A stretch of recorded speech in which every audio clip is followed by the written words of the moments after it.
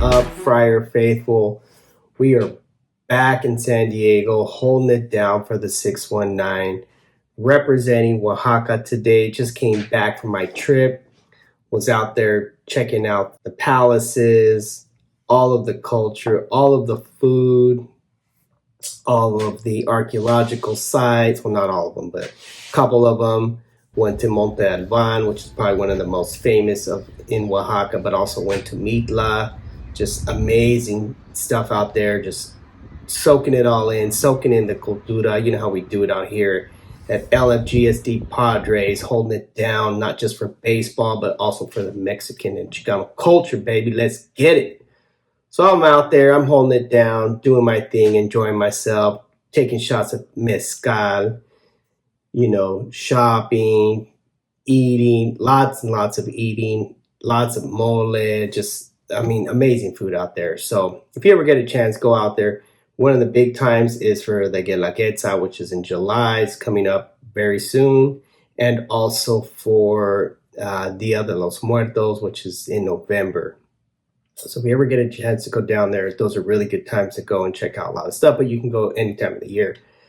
And so I'm down there, doing my thing, trying to watch the games in the middle of the night because I'm busy during the day, just being a tourist, hanging out, and just trying to catch up on these games on my phone or on my laptop. It's just not the same thing when you're watching on, like on a big screen TV or something like that, or when you're there in person. And I wasn't able to attend this amazing series against the Nationals where so much stuff happened. It was just insane. And then I'm back, and then they put the Friday night game on Apple TV, which I don't have a subscription to. I've had it, I've gotten it for like a month to watch one game, and then I cancel it, and it's just stupid. So I just gave up on that. Just listened to it on the radio with Jesse Agler. Pretty awesome, pretty amazing. First of all, the fact that they won the series, okay, is great, right? We got our second series win, first against the A's, which the A's, we should have won that anyways, but we'll take a series win, a sweep, and then we sweep the Nationals. I wasn't expecting us to sweep the Nationals after what happened with 3 out of 4 against Milwaukee, the Brewers, man. And then we come in and we sweep the Nationals. So, that's awesome, right? But then the fun doesn't end there. So we get 2 series wins. Then we head to Boston and freaking continue this awesome, momentum that we have. And who is carrying that momentum? None other than former Yankee Kyle Higashioka, the super mellow, non-emotional dude. When this guy hits a grand slam or a home run, I don't know if he doesn't cheer or do stutter step or bat flips or anything like that. Dude is super humble, doesn't show a lot of emotion, but hey, man, he lets his bat speak. I'm super proud of this dude. I was hating on this guy when he first got here. I was like, oh, man, but I should know by now. It takes time for players to warm up. So he took some time. He was catching, or he is catching for Matt Waldron, which is a feat in itself, trying to catch a knuckleball, but also adjusting to a new city. He was with the Yankees for years. I think he was there for over a decade. So, that's got to be difficult. Cool thing is that he is from Cali, so Southern California, so it's pretty awesome. But he's definitely found his groove, man. So shout outs to Higgy putting the grand slam against the Nationals, making them look stupid, and then he hasn't stopped yet. So the other thing, he hit that home run to the Western Metal Supply building, and he hit it to the top deck. Okay. When was the last time a Padre has done that? Please let me know. Leave a comment. Let me know when was the last time a Padre hit a home run to the top deck of the Western Metal Supply building. But on top of that, he has not stopped. He did a slight adjustment to his front foot, I believe, and so he's able to pull the ball a little bit farther to the right and avoid hitting a foul ball, because he's been hitting homers, but to the left side of the foul line. If you've watched, prior to this, he was getting out, he was fouling balls off to the left. And so now he's doing a lot better. But that's just icing on the cake, because Jackson Merrill, my boy, another guy, 21-year-old rookie, came into center field as a 20-year-old, never had playing it before, but his attitude is just so humble, so just disciplined. This guy is a baller, like Schulte says. I mean, Jackson Merrill, I mean, the guy is definitely somebody that other people should learn from, other rookies should learn from. And this guy should get Rookie of the Year. I know at the beginning of the year, they were talking about the different Jacksons, Jackson Churio, Jackson Holiday. But what about my boy Jackson Merrill? This guy's not getting enough love. I think he's barely starting to get some love right now from the major networks, ESPN, MLB, so on.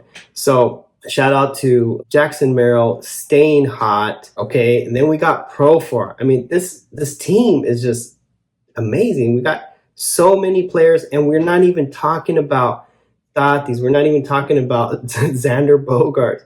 We're not even talking about Manny Machado. But, you know, those three that I just said, I mean, if they were able to get to where they are supposed to be, this team is going to be World Series, baby. I'm just going to say it right now. Tatis is injured. That stress reaction, what does that even mean? Does it mean you have a stress fracture? I mean, what is it, right? So it doesn't sound good, though. I'm amazed that Tatis has been playing through this at least since Korea. So, I mean, how long? When did he get a stress fracture? Or not a stress fracture, but you know what I'm saying, stress reaction. When did it happen? Did it happen over the off season? We just didn't know about it. It's just, so that's Tatis, and he was heating up. So hopefully he can get healthy again. I'm glad to see that he's on the IL, even though I don't want to see him there. But hopefully this is going to help him out.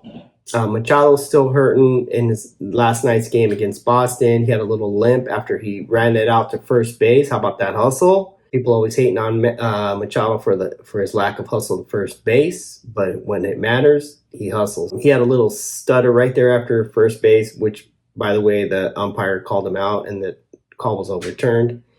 Then we got Xander, who continues to be out, who's now taking batting practice, I believe. Who knows how he's going to be. And I'm going to go ahead and say it here right now. I don't know if Xander's going to return to second base. I mean, look how hot Cronenworth's been since he's been on second. I mean, if it was up to me, I would put him at first when he comes back and put Arraez on the DH. I don't know what's going to happen, man. I mean, I know he's not going to be happy about that, but I think it's a good way to ease him back in. I mean, put him on first base. He doesn't have to throw as hard. He doesn't have to throw from second, to first to get the outs, stuff like that. So, put him on first. Leave Crony at second. Put Arraez at the DH position. Then we got Manny, right? So I got Manny's injured. Xander's out. Tatis is now out. Musgrove's out. Darvish is out. Now Vasquez is out, and we're already struggling with pitchers. So there's a lot of stuff going on. I'm going to cut this one off short, folks. I just wanted to come on here and make a video because I made one while I was in Oaxaca, but I ended up losing the file. So just had to re-record. Big shout out to the Oaxaca Guerreros, the baseball team from the state.